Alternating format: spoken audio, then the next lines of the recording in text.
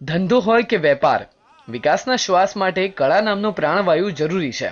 કોઈ દરિયો ખેડીને પરદેશ જાય છે, તો કોઈ ઘર આંગણે શેરીના નાકે જ ધંધો જમાવી રૂપિયા સાથે નામ પણ કમાય છે.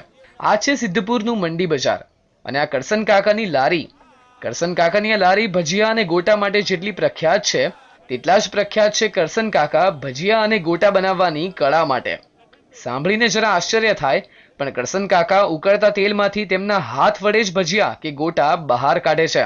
સાંભળવાનો વિષય નથી. આ માટે જુઓ હાથ કંગન કો આરસી ક્યાં. 35 વર્ષથી આપ જારીથી કેમ ગોટા બહાર નથી કાઢતા ને ઉકળતા તેલમાં હાથ નાખીને એક આપણે શ્રદ્ધા છે, આપણા મનથી એવું કંઈ નથી. એટલે આવો વિચાર ક્યાંથી આવ્યો કે એમને અચાનક આપના હાથ બળે છે આ દરમિયાન ઉકળતા તેલમાં નહીં. હાથ નાખો છો તો? કશું થાય છે આપને? કંઈ થઈ કોઈ ચીજ નહીં, કોઈ કેમિકલ બેમિકલ કોઈ ચીજ નહીં, જાતે જ? જાતે. પૈસો કમાવા કોઈ મશીન પર હાથ અજમાવે છે, તો કોઈ તેના હાથ વડે જ ધંધાનો રંગ રાખે છે.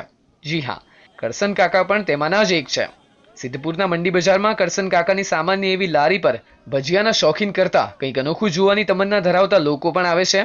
માનો કે ન માનો, પણ અહીં આકર્ષણનું કેન્દ્ર કરસન કાકાના બંને હાથ જ જમાવે છે. પરંતુ ઉકળતા તેલમાંથી હાથ વડે ભજીયા બહાર કાઢ્યા બાદ ફૂંક મારી મારીને તેને ખાવાનો લાવો કોઈ જવા દે ભલા. ફરસાણની તો અનેક દુકાનો આવેલી છે. કરશનભાઈ છેલ્લા 35 વર્ષથી ફરસાણનો ધંધો કરે છે, પણ ગોટા ઉતારે છે એ એક અજનબી છે, એક આશ્ચર્યજનક છે.